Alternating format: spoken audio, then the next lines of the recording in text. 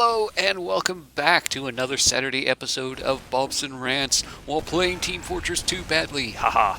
So, what is it I want to talk about this week while I am playing? What I think I want to talk about is E3. Yes, E3 this past week was going on. E3, the gaming convention slash developers and gaming companies, where they get together and basically announce all their new games, all the new gaming consoles, and all that kind of good stuff. It has happened this past week. It was happening this past week, and I did not go to it. I was not there, let me say that. I did watch it on YouTube, though. They had some live coverage, live streaming events showing off what was happening at E3, and I thought I would talk about some of the stuff I saw, some of the stuff I am looking forward to that was announced at E3 this year, and some of the stuff that I found odd. So, yeah, let's see. Let's start off with something that a lot of people have been looking forward to for years now, which is the new Psychonauts game. Uh, I don't know why I'm starting off with that, but that's what I'm starting off with. But yeah, Psychonauts was a very good game. Came out 10 years ago to critical acclaim, to fans loving it. The art style, the writing, everything was a lot of fun, and people have wanted a sequel to that for a long time now, and Double Fine, the company that makes the game, have been trying to get a sequel going, and it looks like they finally have it in the works. They're finally making a sequel. Psychonauts in the Rhombus of Ruin was announced. They actually showed some gameplay footage. I think it was gameplay footage. They showed footage of the new Psychonauts, as well as giving details about what the story was going to be. And yeah, it looked very interesting. It looked like they were going to. It looks like they did keep some of the artistic styles of the characters and like that. The graphics are a lot more updated. It was all in a first-person perspective from the main character from the first game, Rasputin. I don't know if it is a first-person game exclusively, or if that was just the camera angle they decided to go with for the opening of the game, as well as to help show off what they were doing. But it was just basic gameplay mechanics and stuff like that in the footage of them showing you the various things you can do, like mentally project, telekinesis, mind control kind of stuff, and psychic attacks, and all that kind of good stuff that was in the original game. But yeah, that's basically all it was. And I don't get me wrong, it is nice to see that, but I would have loved to see more of the gameplay. I'd love to see more of what the actual game was going to be, but I don't know how far along they are in the development, or if they even have enough of it developed to really show it off in that regard. But what they did show was very nice, and it is nice to actually see that they are coming out with a game like that, which is something the fans of the original from 10 years ago have been so adamant about wanting the sequel. They've been wanting to see more of those characters, more of that story, and having it announced this year was very nice. Let's see, what else? The new Dishonored game was announced this year at E3. Dishonored 2 with gameplay footage, some more information about the story, about what it's going to be about. I did not actually play the original Dishonored, so I don't know that much about it. I don't know much about the story, but it does look nice. The art style, the the graphical detail of the game does look nice. It looks like they put a lot of work into it, a lot of work into the detail work of the city that you're going to be playing in. And if you were a fan of the original Dishonored, you'll probably love this just as much. And it looks like it could be a lot of fun to play. I just never got around to playing the original Dishonored, so I don't really know much about the story, about the original, or what is going to be coming in this game.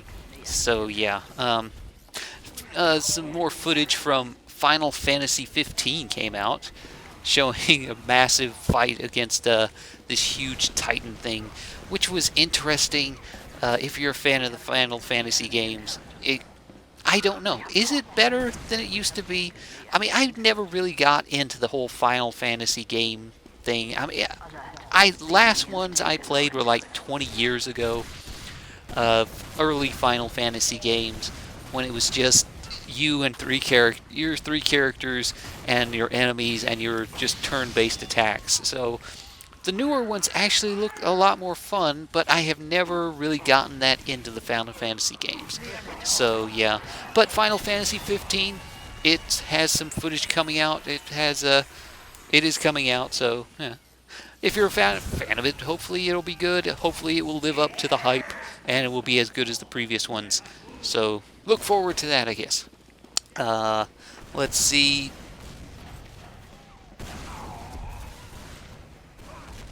Well, we finally got a look at the new South Park game as well, which is something I am looking forward to. I played the original South Park, The Stick of Truth, when it first came out, which is rare for me. I don't normally buy games when they are first released. I usually wait a little bit until the price comes down, or at the very least until I'm sure it's a good game. But I bought that as soon as it came out, simply because I love South Park so much.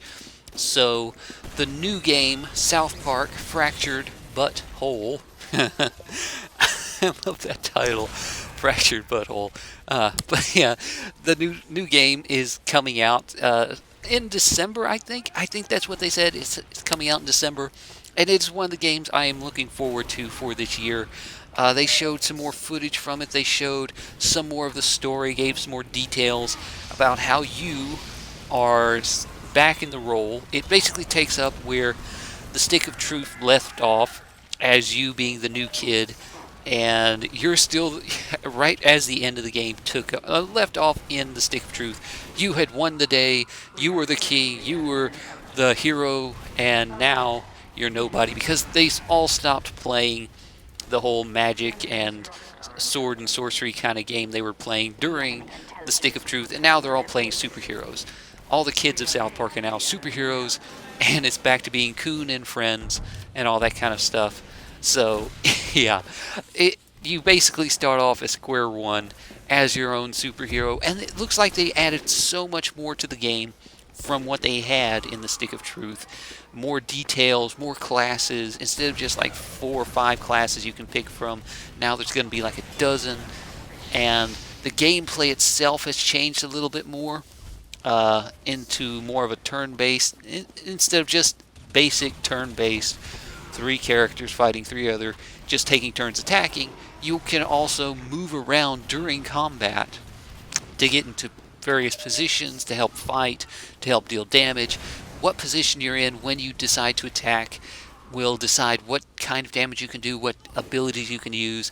There's actually this cover mechanic you can use during combat to help protect you and all this kind of stuff. And I like these. These changes to the combat will help give a bit more variety, which, in all honesty, the Stick of Truth, the combat did get a bit repetitive over time. Don't get me wrong, it was still a lot of fun to play. I did a Let's Play of it on my channel. It's still on my channel, actually. And yeah, it was a lot of fun, and I am looking forward to it. I'm looking forward to the continuation of the adventures of the new kid with the kids of South Park. And I have been looking forward to it since it was originally announced. Let's see, what else? Anything else I'm really looking forward to?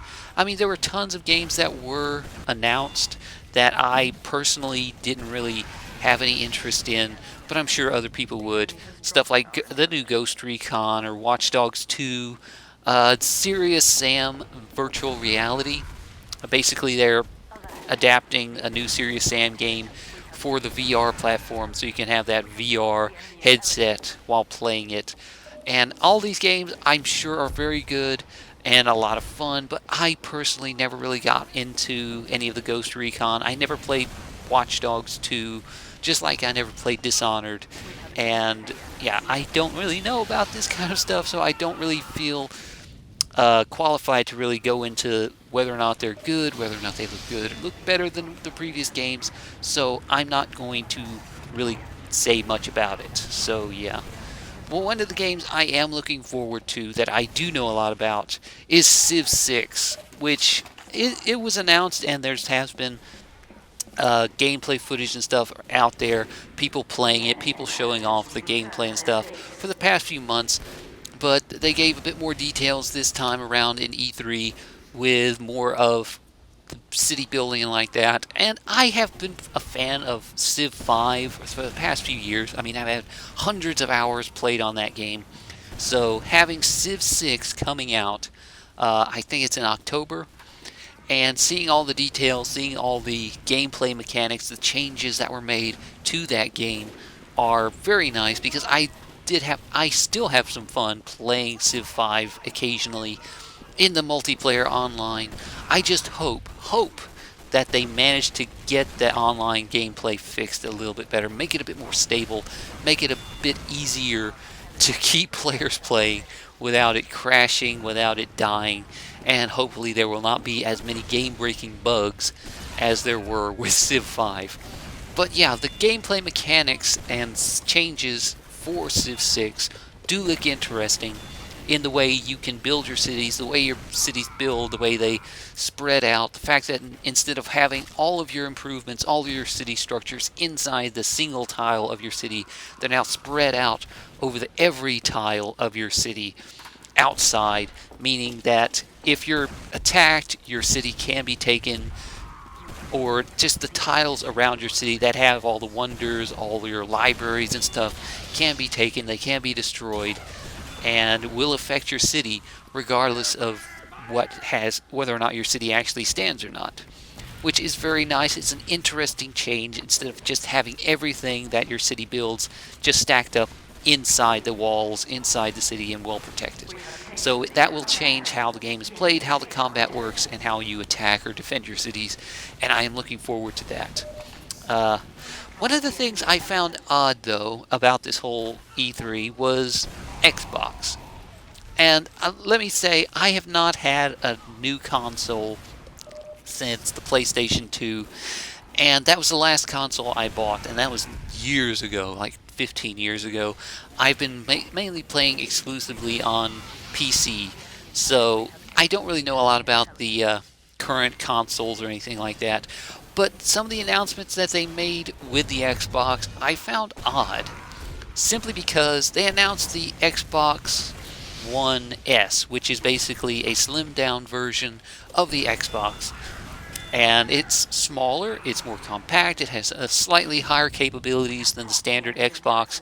It looks better, and it's supposed to be coming out sometime this year. I don't remember what the date was, but it's coming out this year. And that's a very good thing. That's something that console companies do sometimes. They take the original game, original console, they slim it down, they make it smaller, more compact, and maybe add a few extra features to it, and then they re-release it to get people to rebuy it because it has slightly better capabilities. But they also announced the Xbox Scorpio, or I think that's the name of it, right? The Scorpio, or whatever it is. And it's basically going to be the next generation console for the Xbox. Now, normally this wouldn't be such a bad thing, but the fact that it is coming out next year in 2017, that is a bit odd. I mean, they are just now announcing the Xbox One S, which is just a slightly better version of the Xbox One. And they're also announcing this Scorpio, which is coming out in a year from now. So that's kind of shooting themselves in the foot, really, because the announcement for the Xbox One S, would spark people's interest in buying it, make people want to go out and buy it, and want to get it right now when it comes out. But by announcing the Scorpio, a lot of those people will just say, why spend $300 on a new system that's only slightly better than the one I already have, when I can just wait a year and get the brand new one that is like 4 times as powerful. That's what it was, 2, 3, 4 times as powerful as the current Xbox, an 8-core system, 4X graphics and stuff like that, massive capacity, and it's going to be the best system, the best console out there on the market when it comes out. So why would they spend $300 on the Xbox One S when they can just wait 1 year and get the Scorpio, which is going to be many times better? So I just find it odd that they would announce those two so close together, and yeah, I just don't know.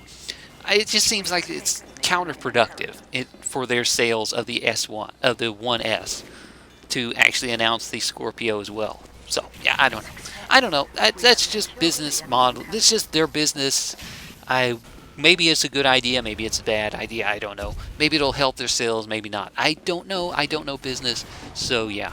Um, so yeah, that's basically all I was really looking forward to. The South Park games, Civ 6, Psychonauts, New Dishonored, and stuff like that. All so much stuff they was released in this E3 that I can't really cover in 15 minutes, and it has been 15 minutes, hasn't it? Yeah. So yeah, I think that's enough for me for this week. So anyway, thanks for watching. This has been another episode of Bobson Rants. Me talking about E3, which I don't really normally cover this kind of stuff, but I thought it'd be interesting to talk about the games I'm looking forward to for this year. So anyway, thanks for watching, and until next time, I will see you later. Bye.